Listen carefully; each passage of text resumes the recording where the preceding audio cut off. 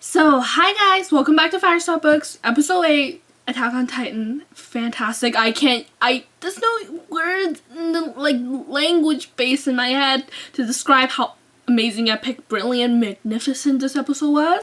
Let's begin. Last week's episode was basically focused on Mikasa and how awesome she was, which I already knew, but still it was amazing to see. This week's This week's episode focused more on Armin and his cunning and smartness, which I adore because I love him so much. But him coming up with two plans within this episode are both brilliant. And first, with him telling Mikasa and Connie to use the Titan to kill other Titans so they can, rescue people from the headquarters and actually get there. That I would applaud Armin for coming up with that plan up so quickly, and also Connie and Mikasa for executing them, because that is a risky plan. So yay, I love them so much. But also the plan in the story room totally just blew me away. I loved every single part of it. I just sometimes I'm like, wow, these mangakas are so smart. The plan in the storage room, I loved. Every moment of it, it was so suspenseful. It had everything I loved. I don't know, all the actions, and it being in an animated form. Reading the manga was good, but you didn't feel it. You didn't feel the suspense because you're just looking at pictures and you're like, But seeing the whole thing in motion, that was just on a different level, and that's definitely a scene I will rewatch many times. And speaking of suspense, holy Jesus shit Christ, when Sasha and Connie didn't kill the two Titans, I freaked because I'm like, my babies, they're my babies, I need them. I was like, someone help them,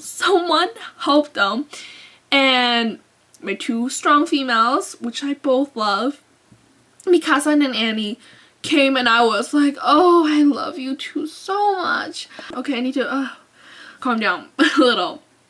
Armin was not the only character that kind of developed in this episode.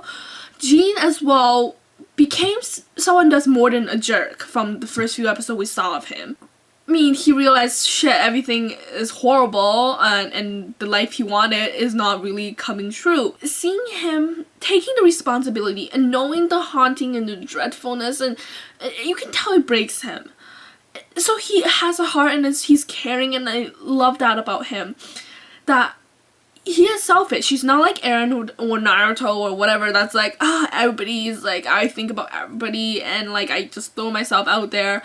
But he is still selfish. He thinks about himself, which I find him actually a really perfect character, like a real life character.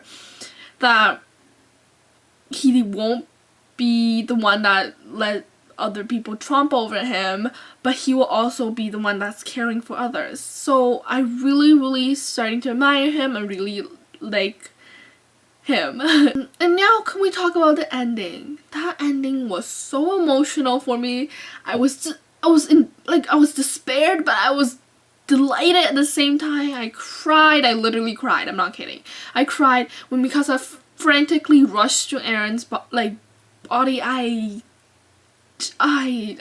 And when she hugged him, I went so emotional. I started to seeing Mikasa's facial expressions as she listened to his heartbeat, and I completely bawled. I was see, I see now, I'm basically still speechless right now.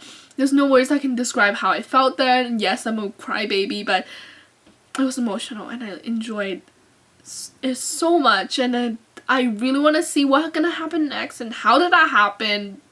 Who did this to him?